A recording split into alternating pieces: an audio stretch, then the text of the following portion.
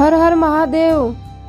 प्रिय भक्त गणों, आपका स्वागत है मेरे चैनल अमृत कहानियाँ 63 में। आप सचमुच में अपने भारत देश से सच्चा प्यार करते हो तो इस कहानी को पूरा जरूर देखना और कहानी को लाइक करना। एक समय की बात है, एक गांव में एक साहूकार और उसकी पत्नी रहती थी और उसके 3 बच्चे भी थे। साहूकार बहुत ही समझदार था।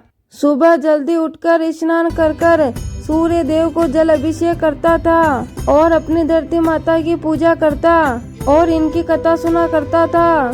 जबकि साहूकार की पत्नी एक आलसी महिला थी। ना तो वो सुबह जल्दी उठती और ना ही झाड़ू पोछा करती और ना ही खुद स्नान करती और ना ही अपने बच्चों को स्नान कराया करती थी। साहूकार ने उसे कई बार समझाया कि ब्रह्म मुहूर्त में जल्दी उठकर झाड़ू पोछा किया करो, स्नान आदि कर चौका किया करो और अपने बच्चों को भी स्नान आदि कराया करो। देखो हमारा चौका कितना गंदा रहता है। जिस घर में गंदगी होती है वहाँ कभी बरकत नहीं होती, चारों तरफ अशांति छाई रहती है और माता लक्ष्मी की जगह दरिद्रता का वास रहता है। लेकिन साहूकार की पत्नी पर इस बातों का कोई असर नहीं होता था। एक दिन शाम के समय घर का सामान खरीदने के लिए मार्केट जा रही थी। तभी धरती माता ने एक सुंदर स्त्री का रूप धारण किया और उसके पास आकर बोली, बहन क्या तुम्हारी लालटेन की रोशनी मुझे भी ये रास्ता पार करा दोगी? साहूकारनी ने बोली, हाँ जरूर, लेकिन तुम कौन हो? मैंने पहले तुम्हें कभी गांव में नहीं देखा। तब धरती माता बोली, मैं मेरी बहन से शहर से आई हूँ। ऐसे ही दोनों बातें करते करते रास्ता पार कर रही थी। तभी साहूकारनी ने बोला, बहन तुम कल सुबह मेरे घर पर आना, हम दोनों खूब सारी बातें करेंगे। अगले दिन धरती माता साहूकारनी के घर पहुंची और उसके घर की दशा देखकर बोली, क्या बहन तुम अपने घर की साफ सफाई नहीं करती? देखो तुम्हारा घर कितना गंदा हो रखा है, तुम्हारा चौका भी गंदा पड़ा हुआ है और बच्चों ने भी गंदे कपड़े पहने हुए हैं। तभी साहूकारनी ने बोला, बहन मुझे साफ सफाई करना बिल्कुल भी पसंद नहीं है।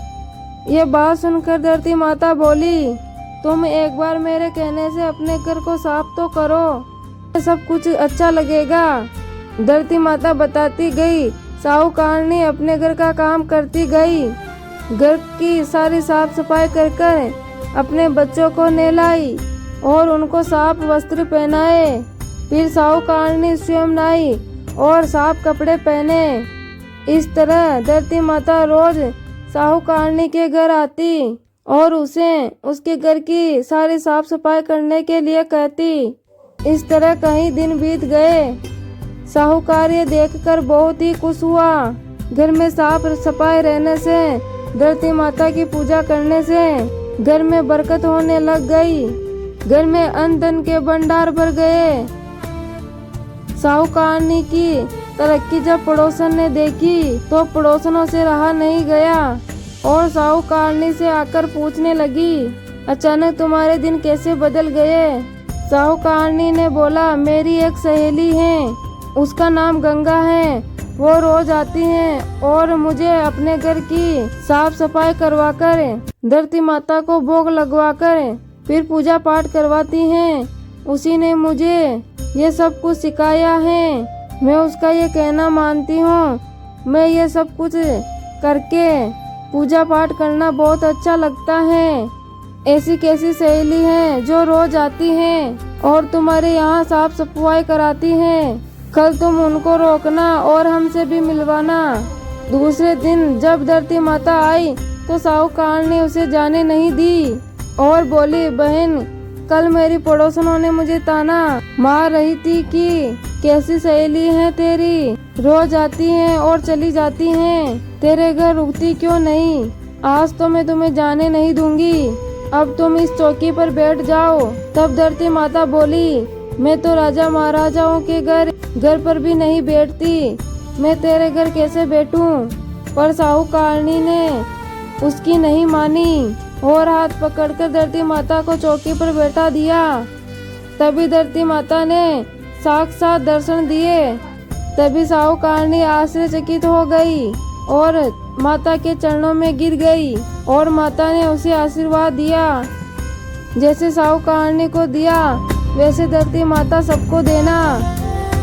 प्यारे भगत गणों, आप सचमुच में धरती माता से प्रेम करते हो? कमेंट बॉक्स में अपने सुझाव अवश्य देना और यूट्यूब चैनल को सब्सक्राइब कर देना। धन्यवाद।